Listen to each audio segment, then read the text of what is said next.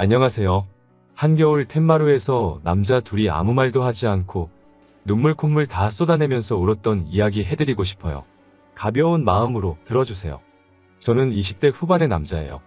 사람들의 관심을 부담스러워하는 성격이라 어디 가서 제 이야기를 자주 하지는 않는 편인데 오늘은 제 이야기를 하고 싶네요. 저는 평범한 집안에서 태어났어요.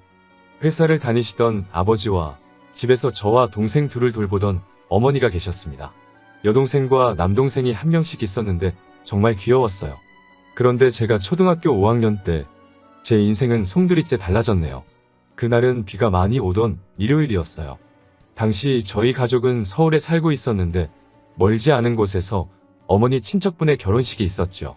지방에 살던 다른 친척들은 올라오기가 어려워서 저희 가족이 대표로 축하를 하러 가게 되었다고 들었어요. 일기예보와는 다르게 아침부터 비가 장대같이 쏟아지자 어머니는 아버지께 둘이서만 다녀오자고 하셨지만 어머니 친척분이 아이들도 오랜만에 보고 싶으니 꼭 데리고 오라고 성화를 부리시더래요. 그리고 그날 결혼식에서 돌아오는 길에 교통사고를 당하셨어요. 만취한 대학생들이 몰던 승용차가 부모님이 운전하시던 차를 들이받았고 그렇게 부모님의 차는 반파되어 부모님은 그 자리에서 돌아가셨어요. 덩치가 작았던 동생들도 응급실에 도착했지만 얼마 버티지 못하고 세상을 떠났고 저만 살아남았습니다. 말 그대로 천혜고아였지요. 부모님은 당시 사망보험도 없으셨기 때문에 제게 주어진 건 살던 집의 전세 보증금과 어머니가 들어두신 얼마의 적금이 다였다고 훗날 이모에게 들었습니다. 아무튼 그래도 다행스럽게도 외할아버지가 저를 거둬주시겠다 하셨어요. 초등학생이었던 저에게는 거액이나 다름없었던 보증금과 적금을 외할아버지께 맡기고 외할아버지가 사시던 부산으로 이사를 했어요. 초등학교 졸업을 1년 남기고 전학을 갔기 때문에 적응이 쉽지는 않았지만 그래도 이래저래 해내고 있었습니다. 그렇지만 중학교에 입학할 무렵 외할아버지는 급성 심근경색으로 갑자기 세상을 떠나셨어요. 외할아버지의 장례식장에 모인 친척들은 무신경하게 제 이야기를 하시더군요. 재수가 없는 애라서 주변 사람들이 다 불행해진다면서요. 부모도 잡아먹더니 할아버지도 잡아먹었다면서 앞으로 저를 어디로 보낼지 의논을 하더라고요. 당시 저는 될 대로 되라는 시기였습니다. 그저 고아원에만 버리지 말아줬으면 하는 마음이었달까요. 장례식이 끝나고 처음 간 곳은 이모의 집이었어요. 친척들 중에서 그래도 형편이 제일 낫다는 이유로 저를 도맡게 된 거지요. 당시에 이모부는 작은 사업을 하고 계셨거든요.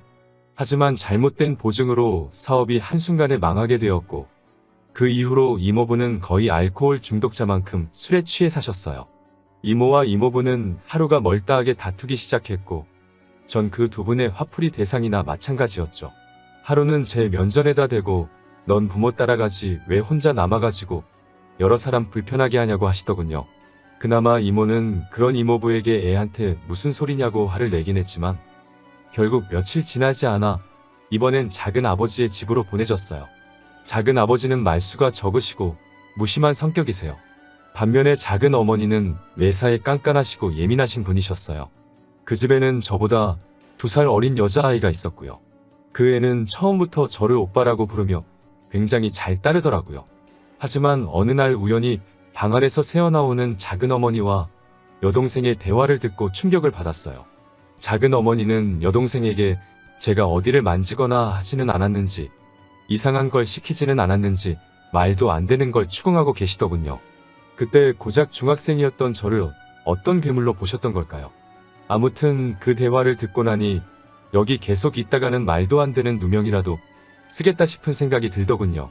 어렵사리 작은 아버지에게 다른 곳으로 가고 싶다고 말씀을 드렸더니 뭐 크게 반대하지 않고 알아보겠다 하셨어요. 그러곤 얼마 지나지 않아 이번엔 외삼촌 댁으로 갔어요. 외삼촌 부부는 좋은 분들이셨지만 그 집에는 이미 아이가 셋이었기 때문에 제가 버티고 있을 만한 상황이 못 되더라고요. 뭐 아무튼 어디에서도 환영받지 못하는 사람이었습니다. 어른들이 큰 소리를 낼 때면 나 때문에 그러나라는 생각이 가장 먼저 들었기 때문에 하루도 마음 편히 지내지 못했던 것 같아요. 저는 그렇게 부산에서 안양으로 다시 안양에서 청주로 계속해서 이사를 다녀야만 했어요. 말 그대로 친척집을 전전하며 살았네요. 덕분에 전학 또 전학의 연속이었고 어느 학교에서도 제대로 친구 한 명 사귀기가 어려웠어요. 하지만 그러는 동안에도 성적은 전교 1등을 놓쳐본 적이 없습니다. 집에는 들어가기 싫고 돈이 없으니 달리 갈 곳도 없었기 때문에 도서관에서 살다시피 시간을 보냈거든요. 그리고 작은 고모 할머니의 댁에서 눈칫밥을 먹으며 지내던 중학교 3학년 1학기의 여름날이었어요. 사돈의 팔촌이라고 표현할 수 있을 만큼 먼 친척이 저를 데려가고 싶다고 왔더군요. 양자로 드리고 싶다고요. 당시에 작은 고모 할머니께서 저를 노골적으로 귀찮아하셨기 때문에 이렇게 저렇게 따지지도 않으셨어요. 그럼 그렇게 하세요라고 하시더라고요. 작은 방에서 대화를 엿듣고 있던 저는 그 상황에 대해서 달리 비관적이지도 낙관적이지도 않았어요. 그저 계속해오던 이사를 한 번 더 하게 되었구나 정도로 생각했어요. 하지만 그 이후로 제 인생은 180도 달라졌어요. 양부모님은 당시 대전에 살고 계셨어요. 집에 도착하니 작은 마당이 있었어요. 마당 한 구석에는 작은 텃밭이 있었고 변화하는 계절을 확인하기 충분할 만큼의 꽃과 나무도 심어져 있었습니다. 현관문을 열어주시던 양어머니의 모습이 지금도 생각이 나요. 화사한 꽃문의 앞치마를 앞에 걸치고는 현관을 열면서 생각보다 일찍 왔다며 어서 들어오라고 하시던 양어머니에게선 뭔가 포근한 분냄새 같은 게 났어요. 집 안으로 들어서자 강아지 한 마리가 꼬리를 흔들고 있었고 집안에는 빵집에서나 맡을 법한 가꾸운 빵 냄새가 나고 있었어요. 마치 너의 인생은 이제 달라질 거야 라고 누군가 말하고 있는 것처럼 마음속에서 희망이랄까 좋은 기운이 느껴졌어요. 거실에 앉아 어색한 시간이 흐르고 있었어요. 저는 조심스레 용기 내어 해를 끼치고 싶지 않으니 아르바이트라도 해서 생활비를 보태겠다고 말씀드렸어요. 사실 친척집을 전전할 때마다 늘 너한테 들어가는 돈이 얼만지 아냐는 말을 들었거든요. 말로 하지 않으면 반찬으로 차별을 한다던가 어디서 주워온 옷이나 신발을 준다던가 하는 시기였어요. 지금도 그때를 생각하면 조금 슬퍼지네요. 아무튼 그런 경험이 있었기 때문에 중학교를 졸업하면 돈을 벌어야겠다고 생각하고 있었거든요. 그런데 이제껏 인자한 표정으로 저를 살펴보고 계시던 양아버지가 돌연 표정이 싹 굳어지시면서 귀신같이 화를 내시더라고요. 내가 너를 집세나 받자고 데려온 줄 아냐면서 너는 이제 우리 가족이니까 가족으로서 집안일을 도와주면 그걸로 충분하다고 하시더라고요. 그렇게 저에게 맡겨진 일은 강아지 산책시키기와 욕실 청소였어요. 그리고 이 집에 들어와 지낸 지 두어 달쯤 됐을 무렵 잊지 못할 사건이 일어났어요. 며칠 전 학교에서 진로상담 통지서라는 종이를 한 장씩 나눠주더라고요. 이제 어느 고등학교에 진학하고 싶은지 앞으로의 목표가 뭔지에 대해서 담임 선생님과 부모님이 만나 상의를 해야 한다고 하더라고요. 하지만 저는 집에 와 그 종이를 그냥 쓰레기통에 처박아 버렸습니다. 양부모님께 그런 걸 내밀 만큼 낯이 두껍지 못했거든요. 그리고 귀찮게 굴면 또 다른 친척집으로 버려질지도 모른다는 두려움도 있었고요. 그런데 이튿날 제 방을 청소하시던 양어머니가 그 종이를 발견하셨나봐요. 학교를 마치고 집에 돌아온 제게 양부모님은 그 종이를 내미시며 이게 뭐냐고 물어보시더라고요. 제가 제대로 대답하지 못하고 있자 양어머니는 먼저 엄마가 신경 써주지 못해서 미안하다고 하시더라고요. 양아버지도 내일 아빠가 선생님을 만나보겠다고 하시면서 앞으로는 이런 일들이 있으면 꼭 상의해줬으면 좋겠다고 하시더라고요. 그날 밤 생각지도 못했던 양부모님의 반응에 베개가 흠뻑 젖도록 울고 말았습니다. 다음날 수업이 끝나고 교실을 나서자 정장을 차려입은 양아버지가 저를 기다리고 계셨어요. 그리고 처음으로 선생님과 양아버지를 모시고 삼자대면을 했습니다.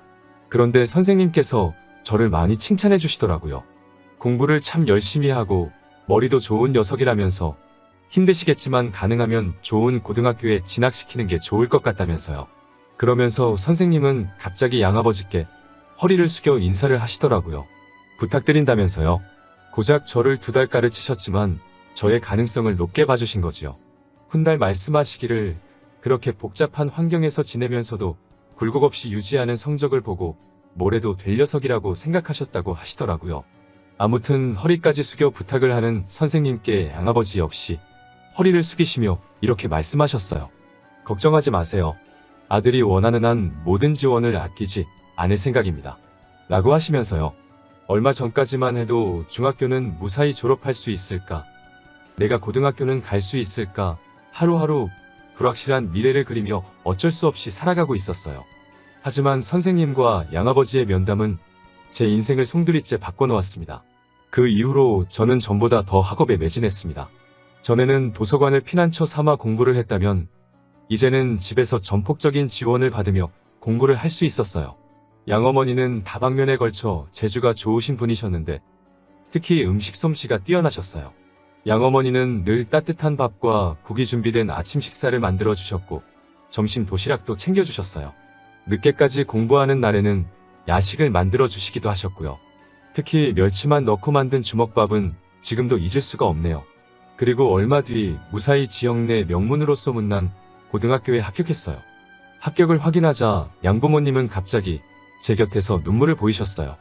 중학교 때는 전학 다니기 바빠서 동아리 활동 같은 건 꿈도 꿀 수 없었고 친구 한 명 사귀기도 어려웠는데 고등학교 생활은 정말 재밌더라고요. 다른 남자애들은 어렸을 때 태권도 정도는 한 번쯤 배워봤다고 하지만 저는 운동은 한 번도 배워본 적이 없었기 때문에 검도부 활동을 시작했어요. 사실 가벼운 마음으로 시작한 동아리 활동이었는데 생각과는 달리 단순히 동아리실에 모여 연습만 하는 게 아니라 대회도 나가야 하더군요. 처음 대회에 나가기로 결정된 날 양부모님께 그 사실을 알렸어요. 다음날 아침에 일어나니 양어머니는 김밥을 만들고 계시고 아버지는 제 이름을 넣은 응원용 소품을 만들고 계신 게 아니겠어요? 저는 제발 그러지 않으셔도 된다고 극구 말렸지만 양부모님은 기어이 따라와 응원을 해주시더라고요. 당시 17살이었는데 양부모님은 큰 소리로 제 이름을 부르며 넌 할 수 있어. 화이팅!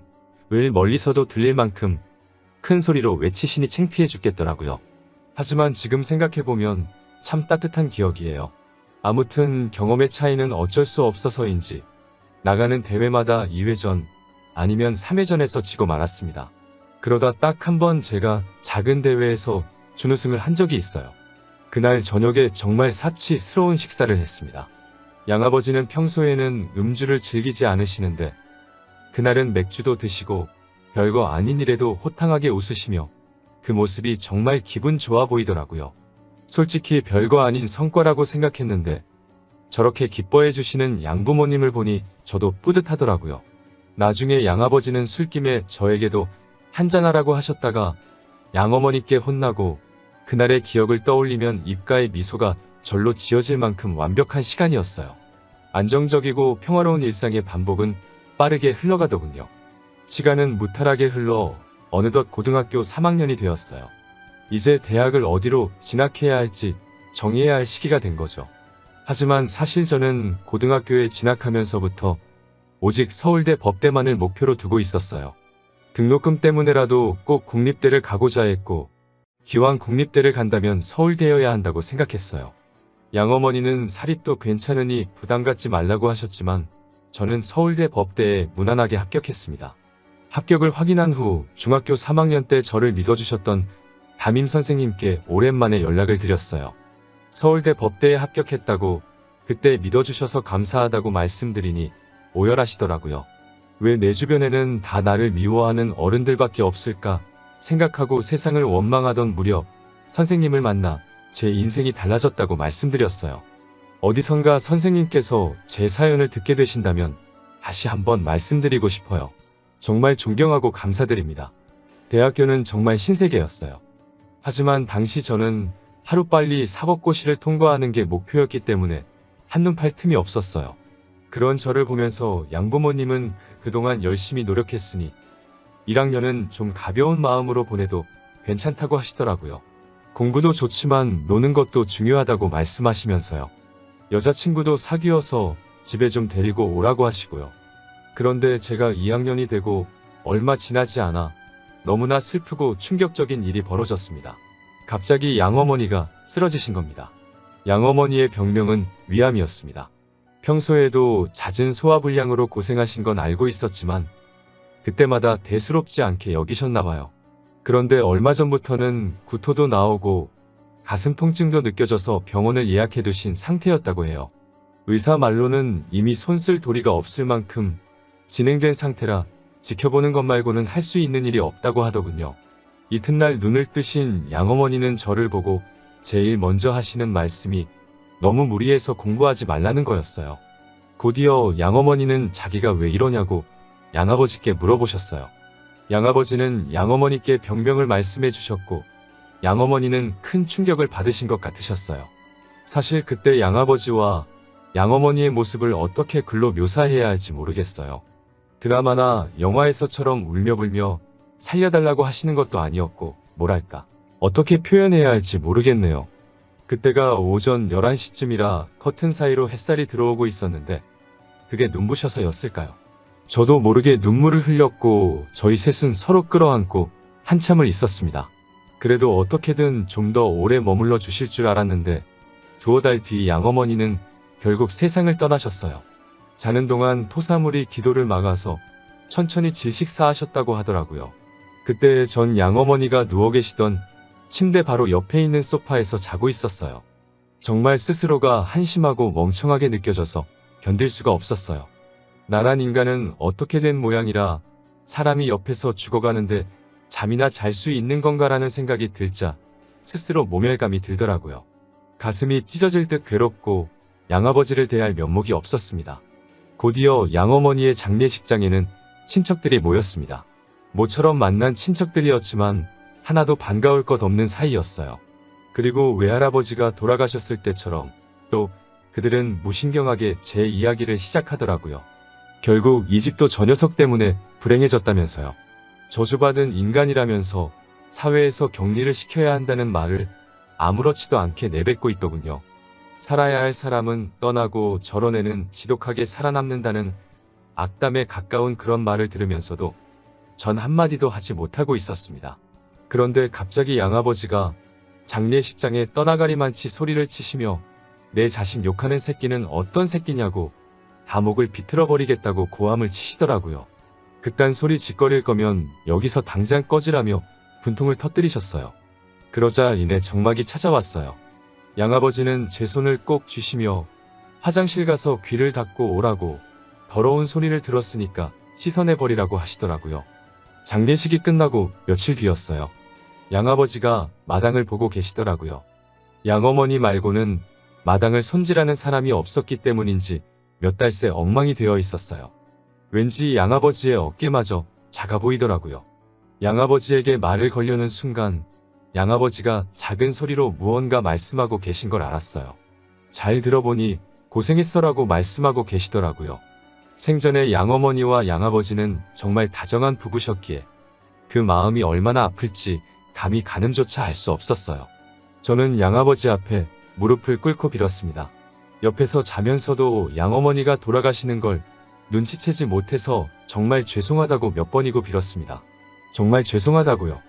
그러자 양아버지가 제 멱살을 잡고 끌어올려 세우면서 나는 너의 뭐냐고 소리를 치시더라고요. 나는 너한테 뭐였냐면서 도대체 왜 사과를 하는 거냐고 울분을 토하시더군요. 저는 숨겨왔던 진심을 용기 내 고백했습니다. 아버지라고요? 양아버지가 아니고 그냥 나의 아버지시라고요. 아버지 죄송합니다. 죄송합니다 아버지. 라고 연신 울어대며 아버지라고 몇 번이고 불러드렸어요. 그러자 그 순간 아버지는 갑자기 눈물을 보이시고 저도 눈물이 흐르기 시작했어요. 둘이서 끌어안고 한참을 그렇게 울었습니다. 아버지는 저에게 다음에는 양어머니에게도 꼭 말해달라고 하시더라고요.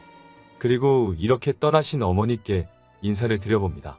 죄송합니다. 아프신 걸 진작에 알아차리지 못해서 죄송합니다. 가시는 날 바로 옆에 있었는데도 눈치채지 못해서 정말 죄송합니다. 용기가 없어서 죄송합니다. 어머니라고 불러드리고 싶었어요. 정말 부르고 싶었지만 무서워서 부를 수가 없었습니다. 병실에서 잠들어 계신 어머니를 불렀는데 대답이 없으면 어쩌지라고 생각하니 입을 떼기가 어려웠습니다. 그러다 한번 몰래 어머니라고 불렀었어요. 지금 생각해보면 살아계셨을 때 불렀어야 하는데 후회가 됩니다. 정말 죄송합니다. 그리고 사랑합니다.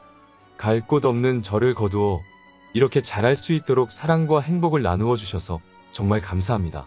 어머니가 만들어주셨던 주먹밥이 정말 좋았습니다. 집에서 먹던 따뜻한 밥이 그립고 어머니의 계란말이가 정말 그립습니다. 오늘의 사연은 여기까지입니다. 사랑하는 가족들에게 하고 싶은 이야기가 있다면 너무 늦기 전에 해보시는 건 어떨까요? 긴 사연 들어주셔서 감사합니다.